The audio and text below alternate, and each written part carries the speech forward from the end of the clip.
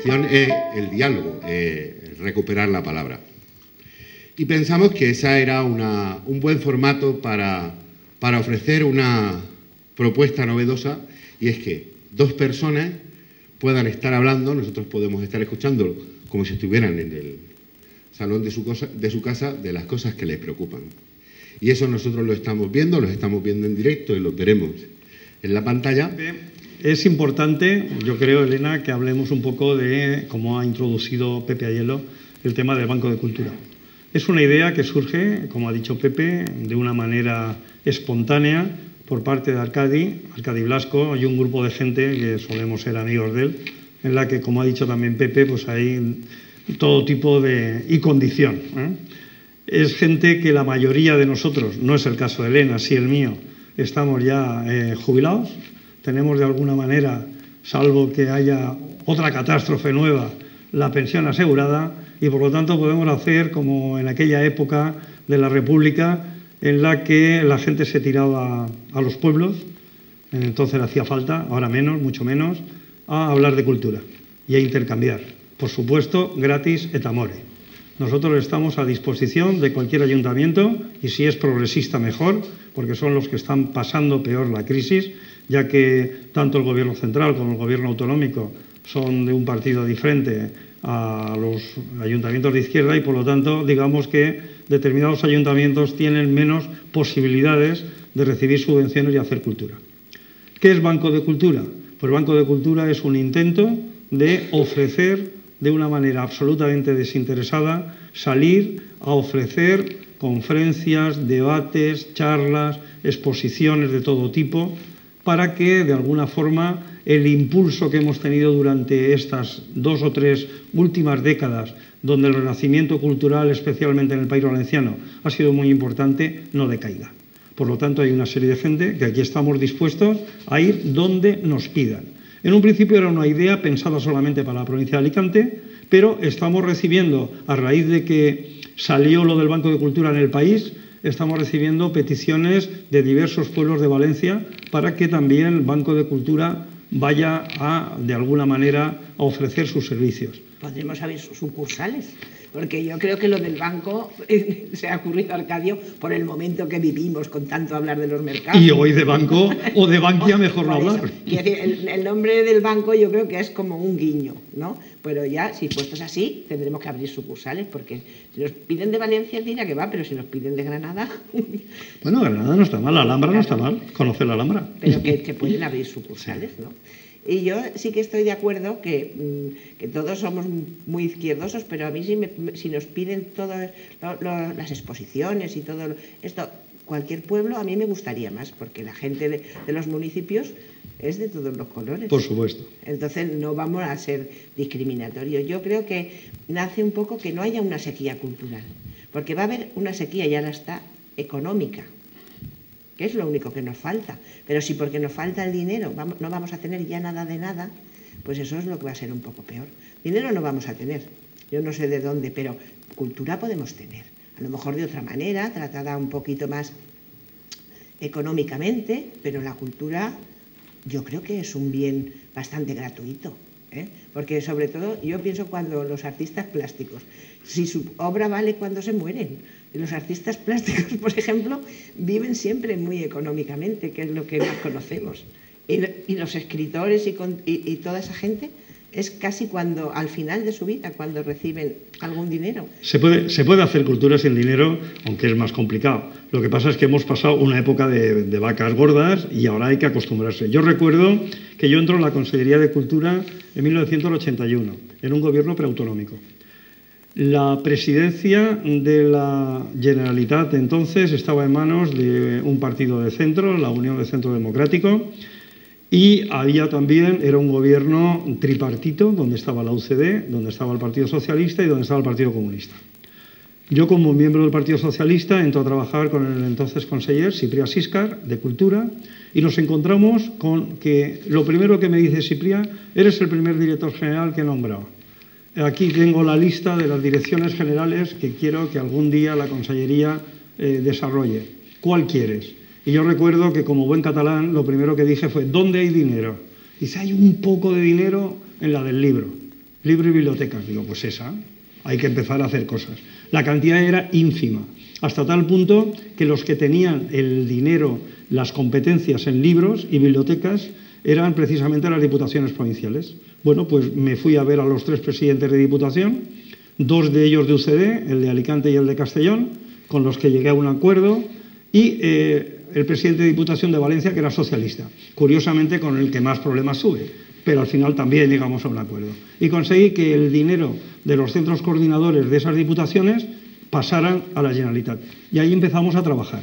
Pero empezamos a trabajar sin un duro, en el sentido de que había que reunirse con los intelectuales de la época. Yo tengo unos recuerdos espléndidos de haber conocido, haber tratado, haber discutido y, por supuesto, haber elaborado lo que podría ser una política cultural cuando la Generalitat Valenciana existiera de verdad, con competencias y con dinero, con gente como Sánchez Guarner, como Enric Valor, como Joan Fuster, Vicent Andrés Estellés, Vicenta Galeira Cerny, Ricardo Muñoz Suay, gente realmente importante que estaban colaborando con nosotros gratis et amore, solamente por creer que algún día, como tú muy bien has dicho, la cultura tan necesaria podría ser en esta comunidad una realidad. Es que yo creo que sí, porque nos quitan el dinero, ya no hacemos nada. Esto nos va a pasar en más cosas, pero sobre todo en la cultura podemos evitarlo, porque la gente de la cultura es generosa. Los pintores dejan su obra para que se exponga y encima contentos de que se exponga. Nadie pinta para que nadie lo vea. Entonces, y conseguir que ahora nosotros empezamos hoy, porque somos de la casa, pero conseguir que un día se siente aquí otra persona, que traiga más gente, que sea, pues eso no va a ser difícil. Si hacemos las cosas bien y tenemos un poquito de prestigio, la gente va a querer colaborar con nosotros. Y entonces vamos a obtener beneficios culturales del esfuerzo que hagamos. A diferencia de lo que ha dicho Pepe del Banco de Sabadell, donde se sienta, por ejemplo, Trueba y Pep Guardiola, yo soy del Barça, entonces siempre lo digo, a ellos me imagino que el Banco de Sabadell les pagará. A nosotros el Banco de Cultura no nos paga porque el Banco de Cultura no tiene fondos. Pero igual que tú has dicho, toda la gente que has conseguido que colaborara gratis, podemos conseguir la colaboración gratis en el mundo de la cultura estupendamente, casi donde mejor. Esto es como el ciclista que va pedaleando cuesta arriba, que si deja de pedalear se cae para atrás. Y la cultura no puede parar. Y sobre todo en unos momentos en que el País Valenciano ha tenido unas cotas muy importantes de infraestructura cultural y de actividades culturales. Y esta ciudad es un ejemplo de ello. Es una ciudad que tiene una infraestructura cultural importante que ahora realmente puede ser un poco gravoso, y aquí tenemos entre el público a la concejal de Cultura, que me imagino que pondrá cara de circunstancias, en el sentido de que cuando se restringen presupuestos le toca a todo el mundo y desgraciadamente a la cultura también, o un poquito más. Por lo tanto, insisto, esfuerzo para que esto no se pare y vaya cambiando hacia adelante. Y luego, pues el Banco de Cultura, yo cuando estuve allí, ya os lo dije, pues somos mucho tercera edad, también por eso de que es gente que tenemos más tiempo. O sea, yo ya me falta muy poco para jubilarme y además he tenido más trabajo. Cuando había más trabajo tengo tiempo, pero deberíamos, porque yo hoy sí que quiero tocar el tema, deberemos no olvidarnos de los jóvenes, no que se nos produzca un corte, y ese corte ya antes del problema de la crisis se había producido. Hay una cosa en los jóvenes que a mí me preocupa, eso de que toman la calle por la noche cuando ya no queda otra gente. Es como si se hubiera producido una escisión. Entonces, en estos momentos duros deberíamos de intentar que la gente joven también colaborara en estas cosas, porque también lo hacemos por ellos, que no parezca que lo hacemos por nosotros, por no pararnos. Ellos tenemos que hacer esfuerzos. A lo mejor solo por el mero hecho de que esto va a meterse en internet y tal, podemos llegar a ellos, porque a lo mejor es mucho conseguir que vengan aquí. Yo cuando echo una mirada, pues me doy cuenta de lo que pasa. Entonces, o tendremos que hacer unas sucursales para jóvenes, a lo mejor en un año y medio, pero sí que debemos de hacer participar. Ese es un tema complejo. Yo siempre cuento la misma historia. Yo me he dedicado a la enseñanza, ahora en la universidad, los últimos 15 o 20 años en la Universidad de Alicante, y hasta que me he jubilado el otro día, el 9 de octubre, el Día de la Comunidad. porque cumplí 65 años. Y yo siempre cuento lo mismo. El problema es que los profesores que ya somos mayores, o que hemos sido profesores y somos mayores, siempre hemos cumplido un año más. Yo he tenido 58, 59, 60, 61, 62, 63, 64, 65 años. Pero los alumnos siempre tienen 20. Y ahí se produce un desfase importante. Cosas que a nosotros nos parecen importantes o sencillamente que la gente debe de conocer, pues bromas que yo hago, por ejemplo. Pues yo, uno de los personajes que contaba en mis clases de Historia de América, es un señor al que le he dedicado varios años de mi vida trabajando. Un marino nacido en Lima, español, en el siglo XVIII, que se llamaba Juan Francisco de la Bodega y Cuadra. Cuando yo explicaba la importante que era Juan Francisco de la Bodega y Cuadra, cómo luchó por mantener el territorio más septentrional de España en América, la isla de Nootka, en la actual isla de Vancouver, en Canadá, y cómo este hombre, a unos 100 kilómetros al norte de San Francisco, descubrió una enorme bahía, a la que le puso su nombre, Bahía Bodega, le recordaba, probablemente erróneamente, la película de Hitchcock, Los pájaros, que se desarrolla en Bodega Bay, precisamente en el pueblo y en esa bahía.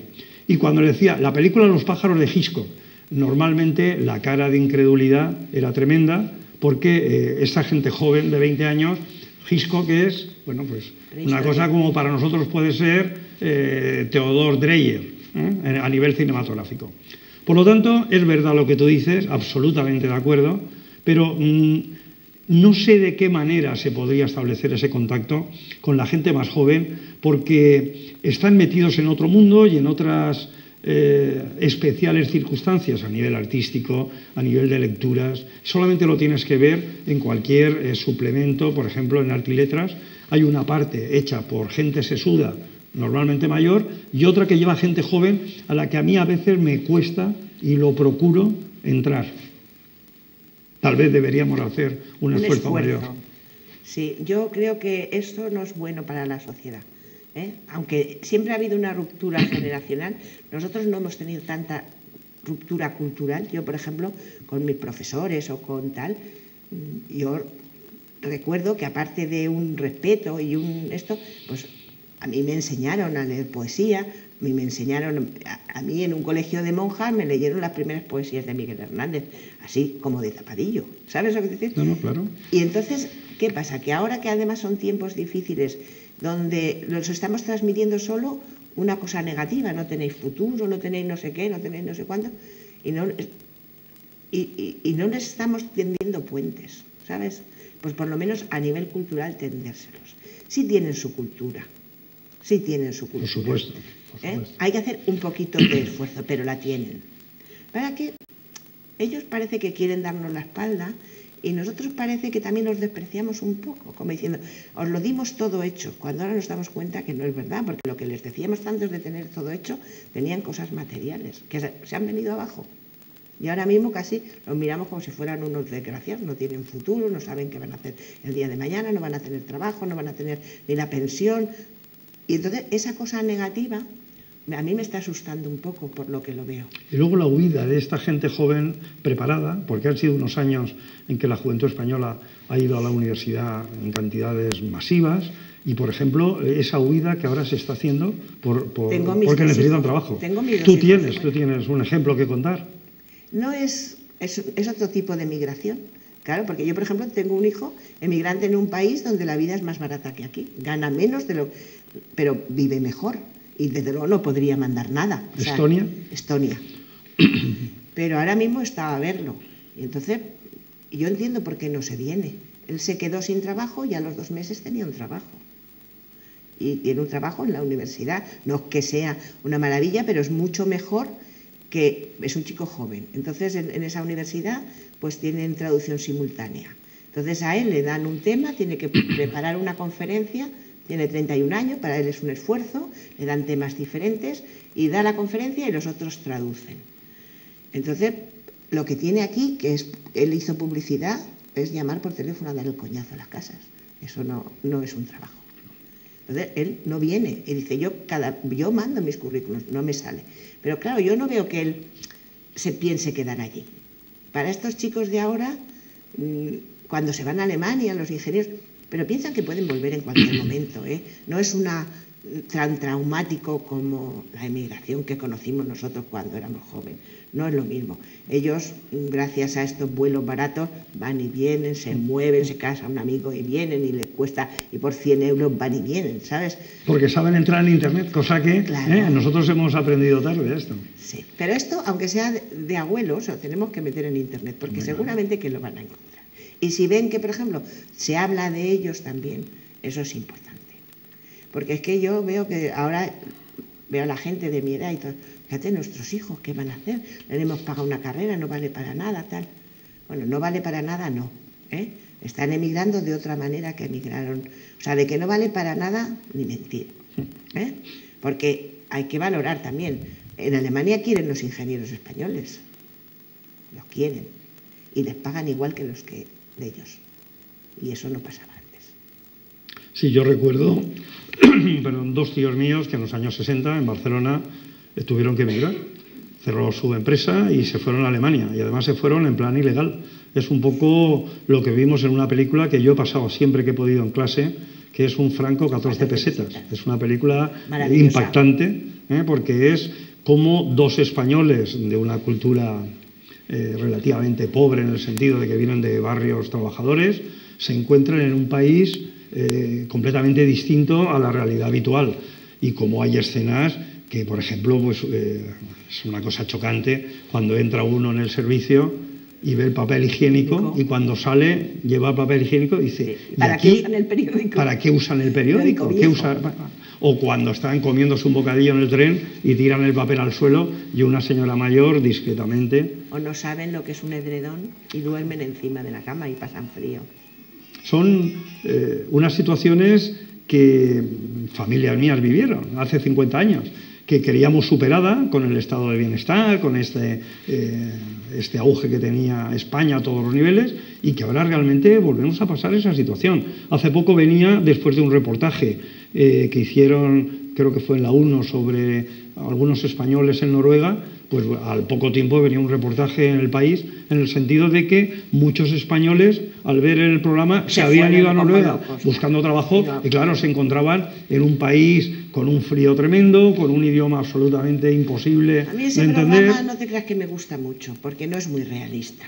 Hace un efecto llamada que no es verdad. Buscan a la gente que ha triunfado, pero no son todos, ¿eh? Es decir, hace un efecto llamada. Ese programa a veces a mí me pone... Pero yo no sé si ellos pretenden un efecto llamada o simplemente presentar una realidad. Sí, pero a veces es un poco frívolo, ¿eh? Porque la gente que lo está pasando mal aquí a veces sale sin... Hombre, otra cosa es que se vaya un chico joven, soltero, sin problemas y sin compromisos, y otra es que se vaya alguien que deja una familia detrás y cree que puede mandar dinero, como la inmigración de antes. Claro. Es que es muy diferente. Yo creo que el tema es muy diferente, mucho. De todas formas, ese problema no soluciona el paro de todos los gente joven, pero bueno, el que se vayan unos cuantos no tiene tampoco mayor problema. Se hubieran ido a lo mejor también. Ellos ya muchos han sido, ya tienen la mentalidad de ser europeos. Entre los Erasmus, el no sé qué, ya tenían mucha movilidad. El problema es que ahora, claro, la crisis los ha hecho que se vea más. Ese fue un acierto maravilloso, el de los Erasmus. Ese intercambio, mi hija, por ejemplo, antes de acabar filología, se fue a Metz, al norte de Francia, y le sirvió muchísimo. Fueron 9 meses maravillosos los que pasó allí, con muchas dificultades, porque ella es paralítica cerebral, iba con una silla de ruedas. Pero la verdad es que le ayudó a conocer un mundo diferente, una situación diferente, a alejarse de su madre y mío, que eso siempre le viene bien, y sobre todo conocer a gente nueva, una gente con la que sigue manteniendo después de varios años contacto. Yo creo que eso es una de las cosas que más va a crear Europa. Sí. Y aprender un idioma nuevo, obviamente. Eso es lo que más va a crear Europa es una cosa importante que ahora que parece que está en crisis con todos estos problemas económicos, debería de reforzarse esa idea europea, que esta situación yo creo que está perjudicando porque hay mucha gente que ya lo del euro y lo de pertenecer a una misma comunidad lo ven con malos ojos. Yo creo que habría que romper esas barreras y continuar luchando por esa integración. Es que yo creo necesaria. que lleva unos 2 o 3 años Europa que solo habla del euro y solo habla del banco y solo habla de estas cosas y se ha dejado de hablar de otras. Y eso es muy, muy, muy triste porque se ha hecho mucho esfuerzo por Europa. Y no podemos tirarlo todo a la borda por un tema meramente económico. Yo es que creo que la crisis la estamos llevando demasiado lejos. Lo único que pasa, que a mí alguien me explique que ha desaparecido el dinero. El dinero ha desaparecido, los tiene alguien en sus bolsillos, eso estoy claro, no se ha quemado. No se ha quemado. Pero es lo único que está faltando. Y sin embargo, como nos falta el dinero, parece que nos falta el aire para respirar. Yo creo que alguien tendría que ser un poquito más sensato y decir, solo nos falta el dinero. La falta de control en el tema cuando se implanta el euro es significativa. Yo recuerdo que estaba pasando las vacaciones de Navidad, yo tengo una casa aquí cerquita, en Biar, y estábamos pasando las vacaciones de Navidad. Como yo tengo problemas de tensión, me iba cada 2 días a la farmacia de Biar a tomarme la tensión. Era una maquinita que ponías 20 duros y te tomaba la tensión, te salía el papelito y te ibas. Estuvo la máquina parada después de la entrada del euro en enero, unos 2 o 3 días, hasta que la reconvirtieron. En euros. Y ahora era 1 euro. A los 2 o 3 días, lo que antes valía 100 pesetas, empezó a costar 166,6 pesetas.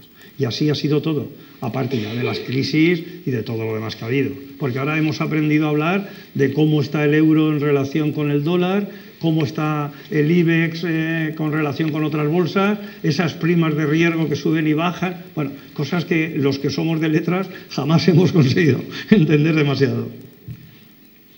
Y parece que eso es lo único que pasa en el mundo. Sí. Que la prima esa de riesgo, sí. de que es la prima hermana de todos, tenemos que saber por la noche cómo está para poder dormir tranquilos. A veces apetece apagar la televisión. Sí, parece que es más prima hermana de Merkel que nuestra, ¿no? Sí, esa prima. Es como otra cosa. Yo, como no soy accionista de Repsol, a mí no me ha expropiado nadie nada. Que parece que es que ahora víctimas de todo. Yo veo un pesimismo tremendo. O sea, es que, yo qué sé, si hubiera venido la gripe esa aviar que iba a venir y nos íbamos a morir todos, es más importante que esto, ¿o no?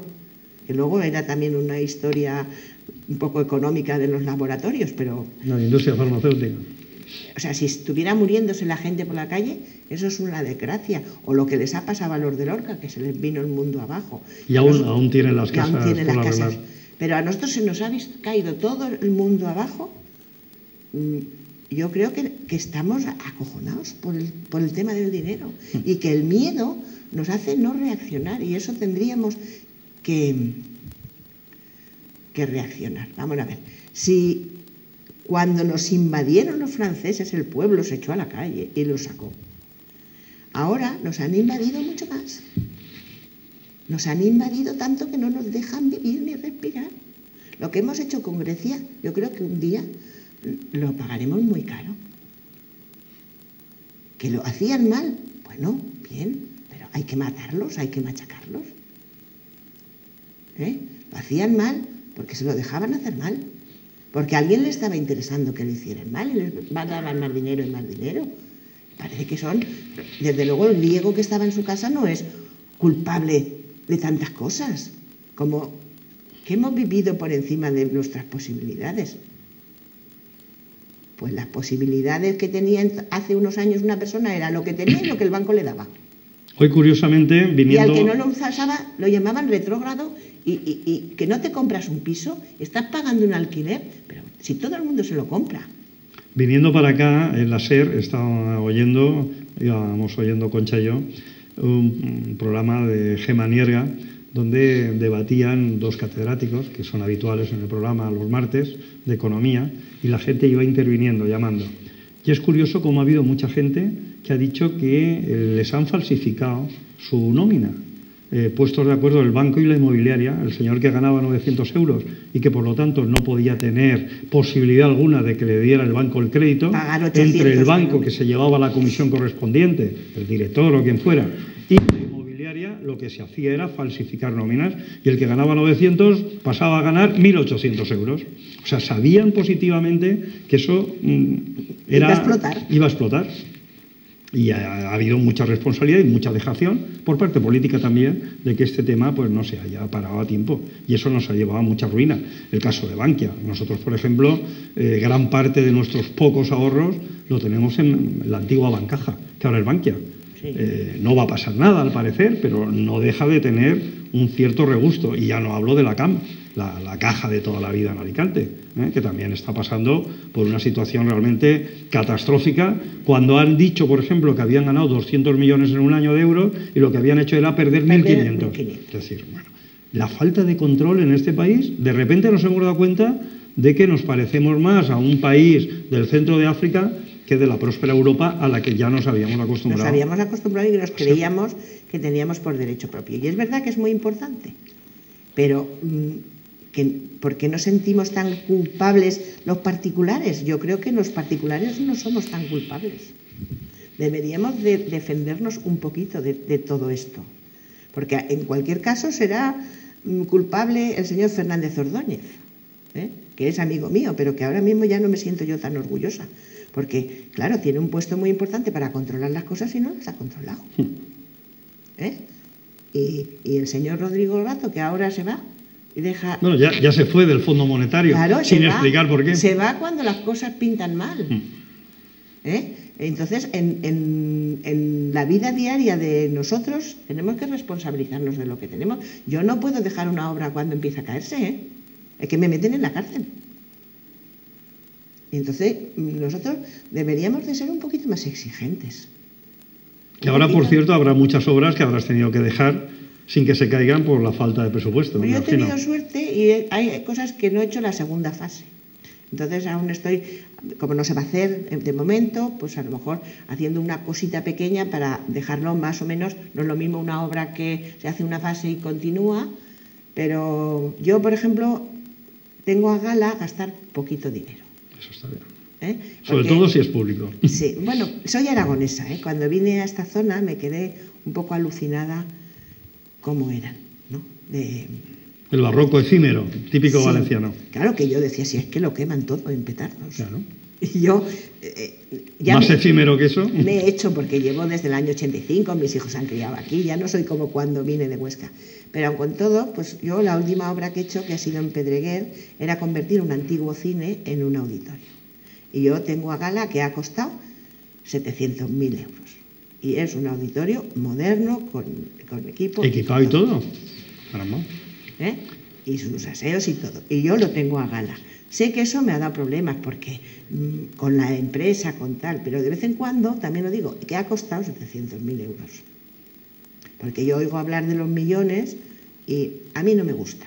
Quiero decir, a mí no me gusta. Esos alardes no me han gustado ni cuando se han podido. Porque como hay muchas cosas que hacer, y aparte luego es un auditorio para el pueblo, es decir, que lo usan diariamente. Claro, y si es un antiguo cine, mucha gente recuerda las vivencias que tuvieron de pequeños o de jóvenes en ese cine. Sí, y luego pueden tocar los jóvenes porque es un poco cañero, o sea, no tiene un aspecto relamido para personas, es para que lo usen. Claro, por eso también es más barato. O sea, ¿y qué opinas de Calatrava y de toda la polémica con los dineros que ha cobrado? No encontrarás un arquitecto en España que te hable bien de Calatrava. No sé si es ya que a lo mejor nos molesta que gane tanto dinero y a los demás nos cueste, pero no encontrarás a nadie. Yo creo que... ¿Él es arquitecto o ingeniero? Él es arquitecto, estudió en Valencia. Yo creí que era ingeniero. Yo creo que un poquito más joven que yo, porque tengo muchos compañeros que han estudiado con él. Lo que pasa es que él luego se fue a Suiza, se casó con una mujer muy rica y allí se hizo ingeniero. Y el tío, la verdad, nadie triunfa sin valer. Hay mucha gente que vale mucho y no logra triunfar, pero el que triunfa vale. A lo mejor vale en algo que tú no le das el mismo valor, o sea, pero valer vale. Y yo creo que es un escultor que se ha ido de escala. No hace las cosas feas, son espectaculares. A los políticos le ha encantado porque hemos vivido en una época que había que llamar la atención. Todo el mundo oyó hablar de él. El otro día, el año pasado estuvimos en Argentina y en el barrio más rico de Puerto Madero, ahí había un puente de... Sí, el puente de la mujer. Exactamente. Que es bonito de andar, pero largo. Es bonito de andar. Pero a mí, por ejemplo, todo eso, a lo mejor un Calatrava o dos en Valencia juntos estaría bien. Pero tanto Calatrava pues parece mira, una cosa... A mí, que me gusta mucho la Universidad de Alicante, me gusta porque hay obras de un montón de arquitectos. Claro. Todos buenos. Y queda mucho más agradable. La gente identifica su edificio. Es que hacer aquello... Yo creo que además eso le ha hecho a Calatrava endiosarse más. Es como tanto Calatrava. Lo que a lo mejor hubiera sido bonito, solo el ojo, pues tanto empalaga mucho. Y luego es carísimo, eso es verdad. Es un poco antinatural. Muchas de las cosas son trampas. Si a los arquitectos no nos gusta Calatrava, mejor no oyes a la gente que sabe de puentes hablar de los puentes de Calatrava. Eso mejor no se oye. Sí. Como Javier Manterola o gente así. Que Javier lo conozco yo, tiene la casa en Majadahonda y tenía el proyecto de hacer el puente de Cádiz. No sé si al final se habrá hecho o no. Pues él sigue aún haciendo puentes. Sí, le dieron un premio hace poquito. Bueno, le dieron el Príncipe de Viana, pero yo creo que es el único ingeniero que tiene un premio nacional de ingeniería. Y es un hombre, claro, que se ha pasado la vida haciendo puentes. Pues hablando de puentes... Él dice, muy gracioso, que él es un pontífice. Es un pontífice, exacto. En el puente, por ejemplo, de Sevilla, que se hizo para la Expo, no el que une la isla de la Cartuja, sino el otro que lo hizo el otro Fernández Ordóñez. Sí. Parece que se quedó muy pequeño, sí, inmediatamente, ¿verdad? Por lo que contaban. ¿Qué pasa con la arquitectura? ¿Qué criterios hay que seguir? Por ejemplo, cuando se derrumba un edificio, ¿hay que mantenerlo como estaba o hay que hacer un edificio acorde a los nuevos tiempos? Porque hay unas opiniones siempre muy dispares al respecto. Yo creo que la historia y la naturaleza es sabia. Se suelen derrumbar los peor hechos. Y entonces, cuando se viene un edificio abajo, cuesta mucho más dinero restaurarlo que hacerlo nuevo. Entonces debería de haber gente con un criterio variado que hablara del tema, porque si esa es la única obra que hay en la ciudad de esa época, entonces a lo mejor hay que hacer un esfuerzo y mantenerlo. Pero si hay muchas más y se puede hacer una lectura de la ciudad y no es tan vital, pero a veces yo creo que pues se puede hacer una obra de hoy. O sea, que no habría que tener unas normas rígidas. Yo no sería tan rígida. Pero tampoco llegar a lo en Estados Unidos, por ejemplo, que un edificio de 50 años lo derriban y punto, porque ya se ha quedado obsoleto. Bueno, es que allí no te creas que construyen muy bien. En las casas de Estados Unidos la mayoría son de madera. Para ellos la casa no es como los zapatos y no valen nada. Y vas a Boston y hay edificios maravillosos. Pues yo hablo de Nueva York, que es lo que ves siempre un solar. Las veces que estás siempre donde había un edificio, pero ahora hay un solar. Los edificios buenos de Nueva York no cae ninguno. No, los tiran. No caen. ¿Sí? No, están catalogados y vienen en la... ¿Y se mantiene la catalogación? Sí. Yo es que veo mucho solar. Me pasa igual como me ocurría hace 30 años cuando iba a Orihuela, que cada día había un palacio menos. Solía ir periódicamente y digo, pues aquí había un palacio, ya no está. Hombre, la verdad que lo que está bien construido, si se mantiene, no se cae. El problema es cuando no se mantiene y se deja que se caiga. Entonces, claro, construir, como pasa en Mubaj, con piedra, con materiales que no son de ahora, es carísimo. Ahora, si se hubiera mantenido, entonces los edificios buenos, caros, que nacen en su día con un arquitecto, bien hechos, necesitan también un mantenimiento. Lo suelen tener.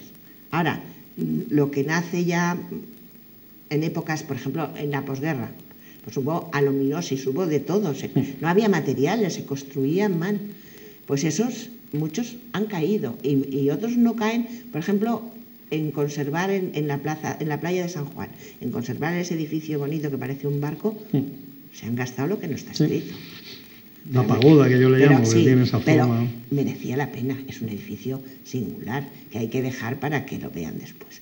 Pero otros están cayendo porque claro, cuando se construye el cemento es malo, El hierro se pone el justito porque no hay, y se construye mal. Entonces no aguanta el paso del tiempo. Y el habilitar, por ejemplo, edificios históricos, como es el caso, por ejemplo, del ayuntamiento de esta ciudad, para ser un centro administrativo, requiere muchas complicaciones, obras que no se deberían de hacer. Pues yo creo que hay que hacer concesiones. Si tú quieres vivir en un edificio antiguo, bueno, claro, el patio es una maravilla, el patio de este. Pero si lo empiezas a cerrar, si empiezas, ya no. Habría que decir, elegimos esto, pues tendremos que vivir con las ventanas abiertas y sin tanto aire acondicionado. Primero que vamos a tener que vivir con las ventanas abiertas y sin tanto aire acondicionado porque es carísimo. Pero es que además, porque a mucha gente no le gusta tampoco. Yo creo que es que si queremos una cosa, es siempre a costa de otra.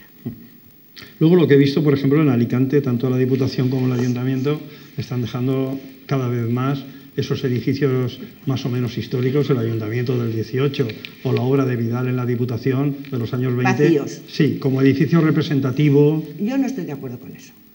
Yo creo que allí estaba muy bien Secretaría. Con sus ventanas y sus cosas estaba. Pero al final aquello queda una casa fantasmagórica. No, aquello queda una cosa fantasmagórica y ahora hay un montón de edificios, algunos alquilados que hay que pagar. Y no se pueden pagar. Claro, es que, pues sí, el edificio de la Diputación ahora mismo está vacío. Ahora mismo está vacío. Te refieres al palacete. Al palacio. Lo que allí lo llaman el palacio está prácticamente vacío. Y, por ejemplo, cosas como, por ejemplo, la que se hizo en Francia con todo el derribo de la ciudad medieval para hacer esas avenidas. Era el urbanismo barroco. ¿Y eso qué tal? ¿Qué opinas de ello?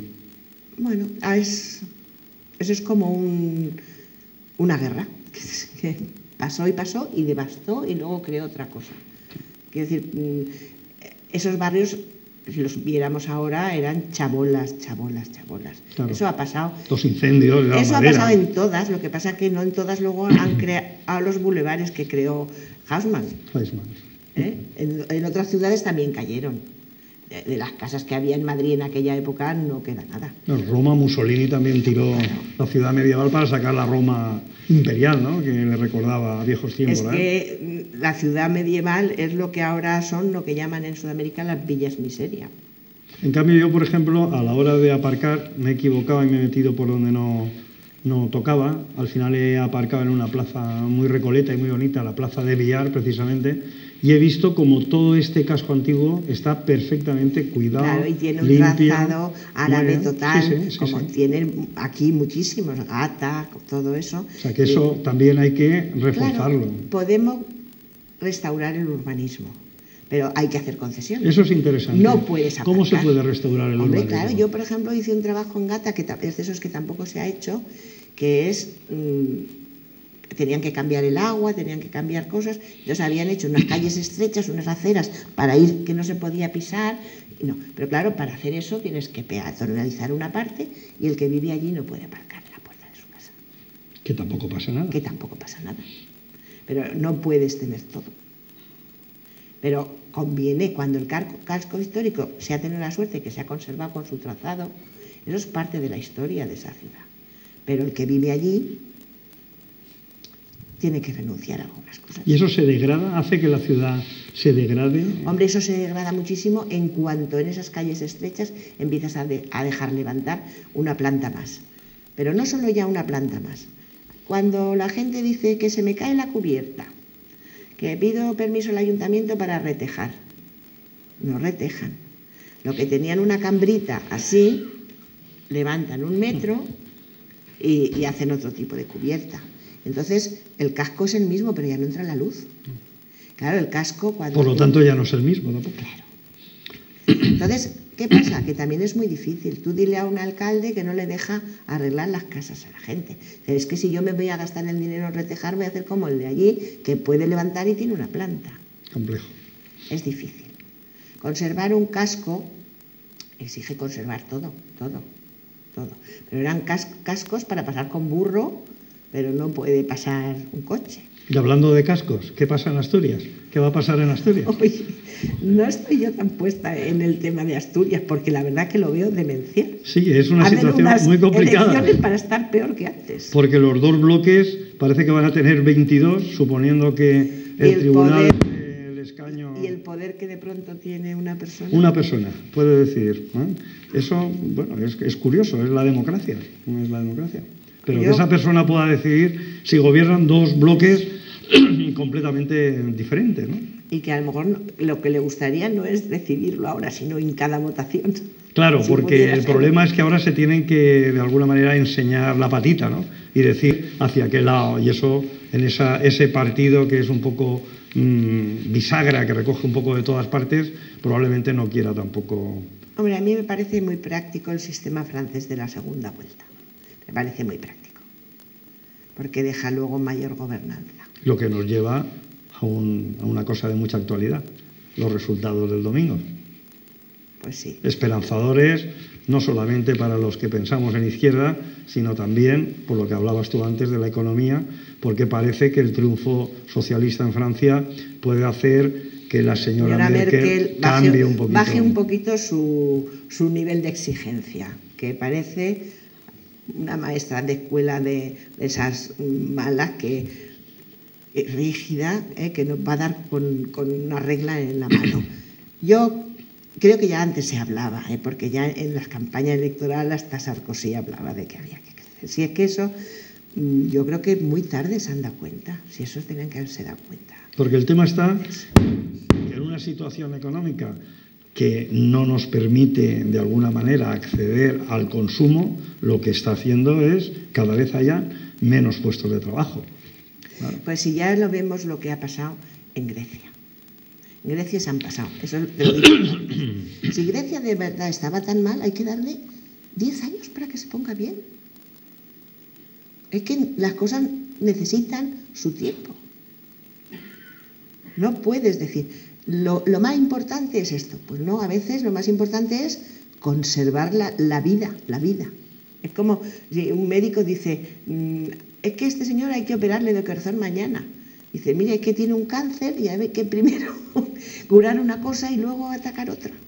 Es curioso lo de Grecia porque cuando se le estaba apretando tanto el cinturón a la clase trabajadora, sobre todo en Grecia, que es la menos porque los otros siempre consiguen salir adelante, siempre se hablaba que hay, si no, se tienen que ir del euro. Y ahora que la situación ha cambiado radicalmente con unos resultados electorales que digamos que al establishment no les interesa, ahora dicen, sería una ruina que Grecia se escapara del euro. Bueno, son las contradicciones de estos te amenazan con irte del euro y yo creo que perjudica a todos. Eso, pero a mí me duele, a mí me duele. Con lo que le debe la sociedad a Grecia, aunque solo sea por la democracia. Habría que haber sido un poquito menos economicistas. Sí, desde la de Pericles, hace 2500 años.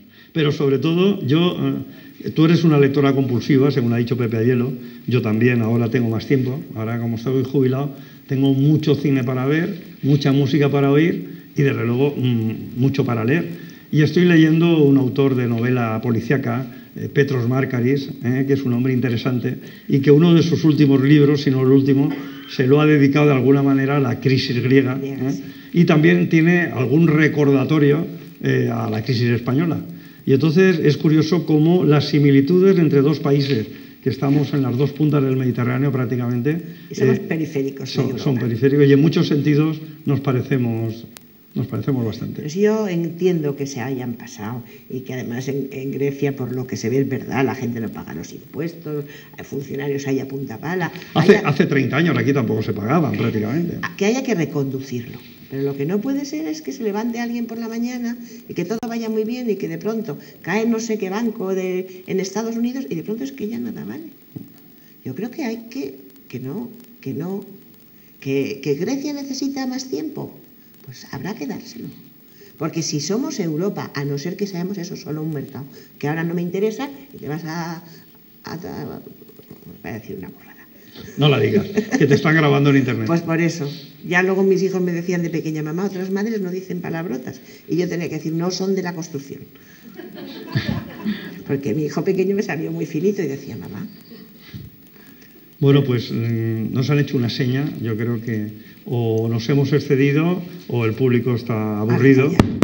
Y entonces yo creo que es hora de agradecerte especialmente tu presencia aquí, porque siempre es importante tener una arquitecta. Y entonces a ti te toca agradecerme mi presencia. Te lo agradezco porque, vamos, yo ya te conocí a ti de oídas, pero además ahora te estoy conociendo más y me ha gustado mucho. Pues ha sido un placer para todos ustedes y para mi amiga Elena. Muchas gracias.